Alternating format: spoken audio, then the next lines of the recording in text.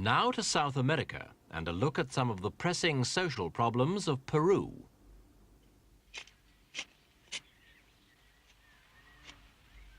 This is Secundino Velasquez, a young Peruvian farmer who works a small plot of land in the Urubamba Valley. His 80-year-old father helps with the back-breaking work, using tools that are unchanged since Inca times. The two men are typical of millions of peasants whose lives are gradually being changed by the most extensive land reform program in Latin America. Before the present military government seized power in 1968, Peru was largely a feudal society. Something like 2/3 of all cultivated land was owned by a mere 1,200 landlords, and for workers on the worst estates, life was little short of slavery.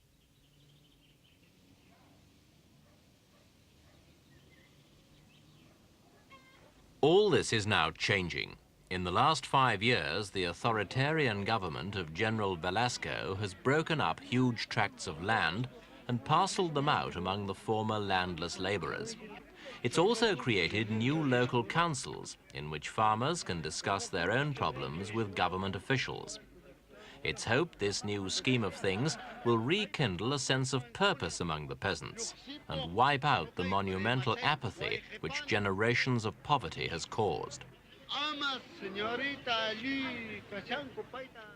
But for many, the changes have come too late. In the last 20 years, thousands of laborers have left the land to seek a better life in the cities, and especially in the capital, Lima. A tiny minority succeed, perhaps as street vendors or in the hundreds of sidewalk stores that litter the city.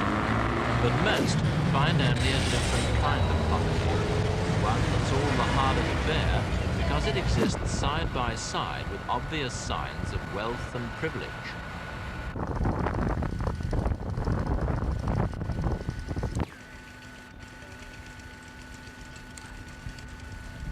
The immigrants from the countryside don't live in Lima, but outside it, in places like this.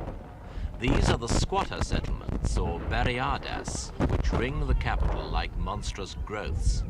They accommodate, after a fashion, over 500,000 people. This one is called Villa El Salvador, and it's different from the rest because, believe it or not, it's supposed to be a new town, planned from scratch by the government.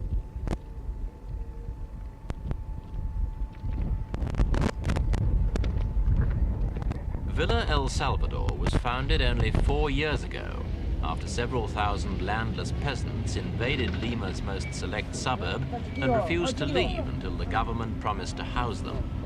They were awarded 12 square kilometers of arid desert south of Lima, where it hadn't rained in living memory. A hastily drawn-up plan divided the city into 7 sectors with over 10,000 plots to the sector. The government sold the land at $20 a plot, and the squatters themselves had to provide all building materials. The result was instant shantytown.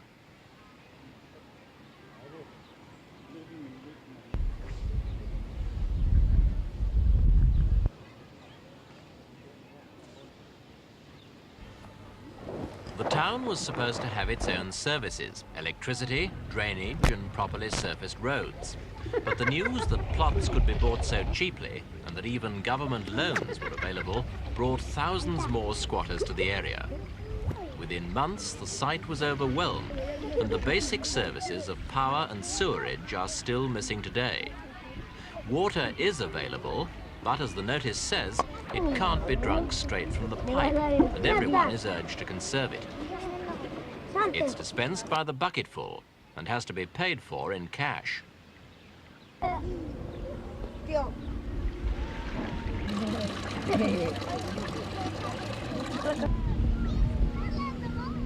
There's not much to do in Villa El Salvador, and not much to see either. Where the shacks end, the desert begins, not a shred of vegetation to be seen.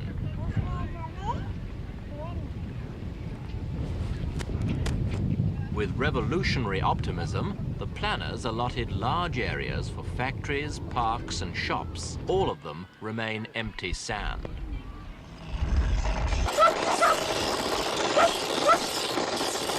Such industry as exists here is usually the one-man business. Local industrialists have not been tempted out of Lima, and why should they be? There are no services, no roads, and no market, because nearly all the town's 150,000 people are so poor they can't afford to buy anything in quantity. The government has just announced that it intends to set up its own factories and invite the workers in them to share in the profits.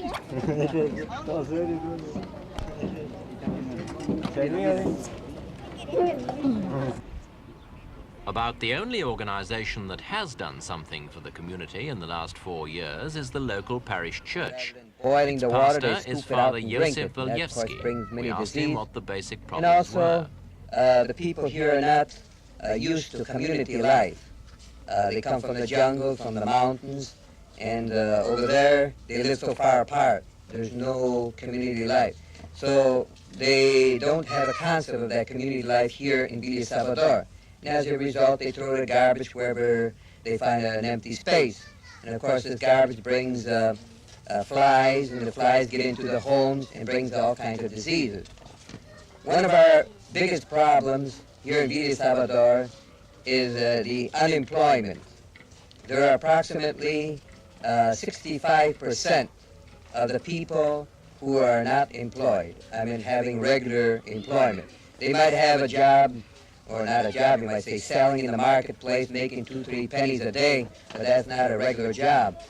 The people that do have work, they have to go to Lima. And of course, that's a transportation problem.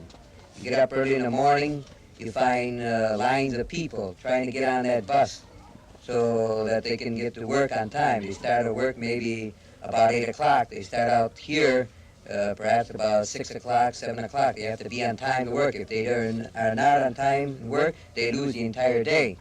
So that's one of the problems. At least they're lucky they have work. But these other 65% of the people that don't have work is the biggest problem. And also the people are from the jungles and they're from the mountains, and they only know agriculture. And of course, you can't use that in here in Lima, Peru. You could use some of it, but not all. So the parish here has organized these workshops to teach the people how to work. The Artisan Center is Father Veljevsky's proudest achievement. The money for it came from Archbishop Koenig of Vienna. It trains any young person who wants to learn a basic trade, usually in some branch of ironwork or carpentry. With unemployment bad in Lima, as well as in Villa El Salvador, those who can offer some sort of skill have a clear advantage. But this place is not just a workshop. It's also an important social center for the young people of the town.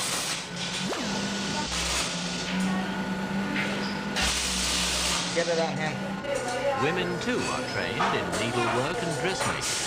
One community service they provide is the making of school uniforms, which are compulsory for all schools in Peru. The girls here make them in the church workshop and sell them at cost. Go on.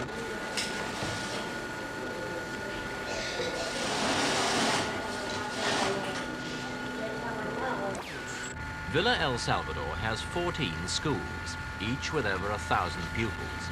All except this one are now built of brick. Parents living in the city's first sector decided their official school was too small.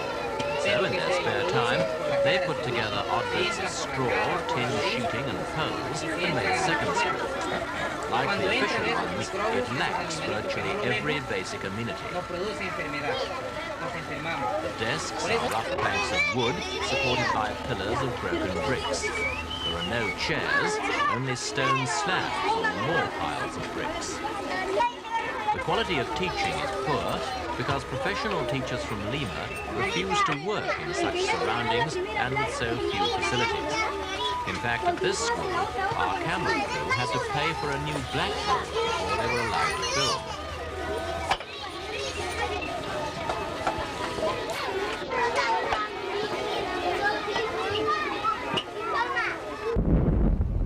After 4 years, the first permanent buildings are at last making their appearance in Villa El Salvador. But only those with jobs and a little money can afford to build. although in the rainless desert, waterproofing is not important, some protection is needed against the hot, sand-filled wind that constantly blows across the town. But despite all the problems, Father Joseph retains an unquenchable optimism about the future.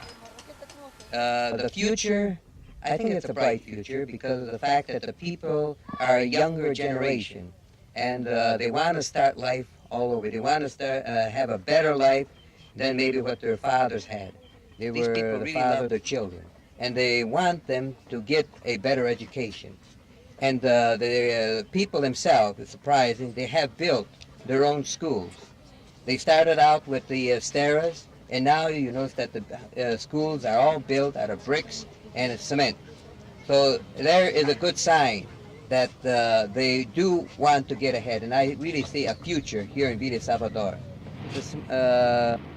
Brave words, but it will take more than hope to make Father Josef's belief a reality. It will take cash, plenty of cash, and a coherent policy for investing it. Such a policy will be impossible to carry out so long as thousands of new immigrants like these are allowed to flood into Villa El Salvador. The town's growing by 200 families a week. Unless this tide can be turned, conditions are likely to get worse, not better.